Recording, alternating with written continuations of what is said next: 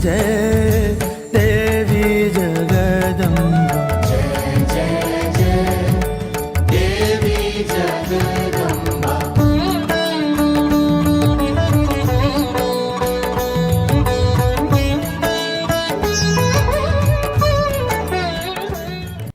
जयंती मंगलकाली भद्रकाली कपालिनी दुर्गा क्षमा शिवा धात्री स्वाहा स्वधा नमोस्तुते। जय माता दी। मैं हूँ संध्या जोशी और स्वागत करती हूँ आप सभी का हमारे खास कार्यक्रम नवरात्रि स्पेशल में। आज हम माँ दुर्गा के 7वें स्वरूप अर्थात माँ कालरात्रि की महिमा के बारे में आपको बताने वाले हैं। नवरात्र के 7वें दिन माता के इसी स्वरूप को ध्यान में रखकर इनकी पूजा की जाती है। इस दिन साधक का मन सहस्त्रार चक्र में स्थित रहता है। उसके लिए ब्रह्मांड की समस्त सिद्धियों के दरवाजे खुलने लगते हैं, साथ ही समस्त पापों और विघ्नों का नाश भी हो जाता है। ऐसी है माँ कालरात्रि की महिमा। नवरात्रि के 7वें दिन माँ कालरात्रि की उपासना का विधान है। देवी का ये नाम उनके स्वरूप के कारण से है। इस स्वरूप में माता का वर्ण काजल के समान काला है। पौराणिक कथा के अनुसार शुंभ निशुंभ और उसकी सेना को देखकर देवी को भयंकर क्रोध आया और इनका वर्ण श्यामल हो गया। इसी श्यामल स्वरूप से देवी कालरात्रि का प्राकट्य हुआ। वैसे तो माँ कालरात्रि का स्वरूप देखने में अत्यंत भयानक है, लेकिन ये सदैव शुभ फल प्रदान करने वाली है। तो चलिए इस भक्ति रस को आगे बढ़ाते हैं और जानते हैं माँ कालरात्रि से जुड़ी पौराणिक कथा के बारे में। साथ ही माँ को शुंभकारी और चामुंडा नाम से क्यों जाना गया। कालरात्रि माता को देवी के 9 रूपों में से 7वां स्वरूप माना गया है। नवरात्र के 7वें दिन माता के इसी स्वरूप को ध्यान में रखकर इनकी पूजा की जाती है। माता कालरात्रि के इस भयंकर स्वरूप को देखकर असुर और नकारात्मक शक्तियां भयभीत होती हैं, लेकिन माँ कालरात्रि भक्तों पर परम अनुकंपा दर्शाने वाली है।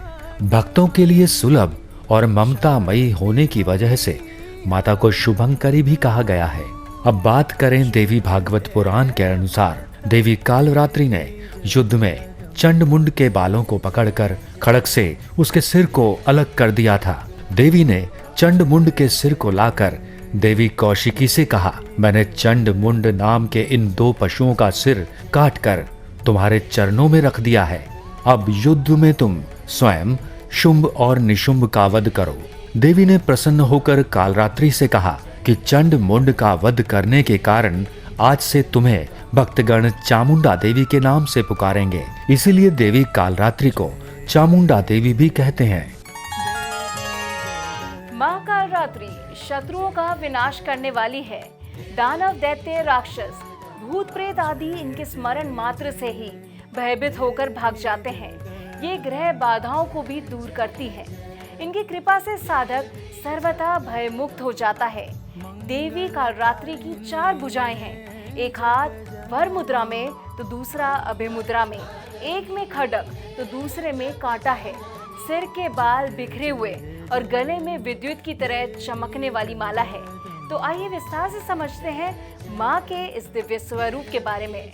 ओम खड्गम चक्र गदे सुचाप परिघाम शूलं भुशुंडिं शिरा शंखं संदधतिं करैस्त्रिनयनां शर्वांगभूषावृतां नीलास्मद्युतिमासपाददशकां सेवे महाकालिकां यामस्तौ स्वपिते हरौ कमलजो हन्तुं मधुं कैटभम्। माँ भगवती का ध्यान करते हुए इन नवरात्रों में आप सबका स्वागत करते हैं। नवरात्र के अवसर चल रहे हैं और आचार्य वाणी पर मैं आचार्य डॉक्टर विक्रमादित्य आपके समक्ष हूँ। ये हमारा चैनल है, इसके द्वारा हम नवरात्र में किस प्रकार से भगवती का स्तवन किया जाए वो आपके समक्ष उपस्थित कर रहे हैं। भगवती के विभिन्न स्वरूप शास्त्र में वर्णित किए गए हैं और सबके सब जीवन में कल्याण का मार्ग प्रशस्त करने वाले हैं। सबके सब आपके जीवन के कष्टों को दूर करने के अद्भुत सामर्थ्य रखते हैं। हम केवल उनकी आराधना करें, अपनी मनोकामना उनके समक्ष रखें, देखिए कष्ट दूर होंगे। इस संसार के कष्टों को दूर करने के लिए भी जो शास्त्र में नियम बनाए गए हैं वो गलत नहीं है, उनको हमें समझना चाहिए। इस संसार में कष्ट भोगने के लिए नहीं आए हम, इस संसार में कल्याण का मार्ग प्रशस्त करने के लिए आए हैं। जीवन के कष्टों को दूर करने के लिए भगवती के विभिन्न स्वरूपों का जो वर्णन शास्त्र में किया गया है उनको हमें समझना चाहिए। जीवन में कष्टों को दूर करने के लिए यह भगवती का जो कालरात्रि स्वरूप है बड़ा भयंकर स्वरूप है, जिसमें मां भगवती विशेष तौर पे गर्दभ पर आरूढ़ है और उनके 4 दिव्य हाथ हैं। विद्युत का उन्होंने एक माला, जो विद्युत की तरह चमकने वाली जो माला है वो गले में धारण कर रखी है। खड्ग उनके हाथ में है और विशेष तौर पर एक वज्र के स्वरूप में भी अस्त्र उनके हाथ में रहता है और दूसरा हाथ वरद रूप में आशीर्वाद देने के लिए। और इस प्रकार से आशीष प्रदान करने वाला एक हाथ भी वहां है कि जो समस्त प्रकार की मनोकामना आश्वस्त करने वाला वो वरद हस्त है कि आप जो भी मांगेंगे वो अवश्य आपका कल्याण का मार्ग प्रशस्त करेंगी मां भगवती। माता कालरात्रि भक्तों पर परम अनुकंपा दर्शाने वाली है। ये देवी तमाम सिद्धियों को प्रदान करने वाली है। इनकी साधना से भविष्य में सही और गलत को देखने की क्षमता का विकास होता है, साथ ही मन से भय का नाश होता है। देवी कालरात्रि अपने भक्तों को भोग और मोक्ष प्रदान करती है। जीवन में शत्रु बहुत परेशान करते हैं, हम सब शत्रुओं के संघार में लग जाते हैं। दुर्गा सप्तशती में एक मंत्र आया है कि उस मंत्र का जप करके आप अपनी शत्रुता को समाप्त कर सकते हैं। यह व्यक्ति के मन की मंशा है, उसको समाप्त करने की आवश्यकता है कि शत्रुता मन में समाप्त हो जाए।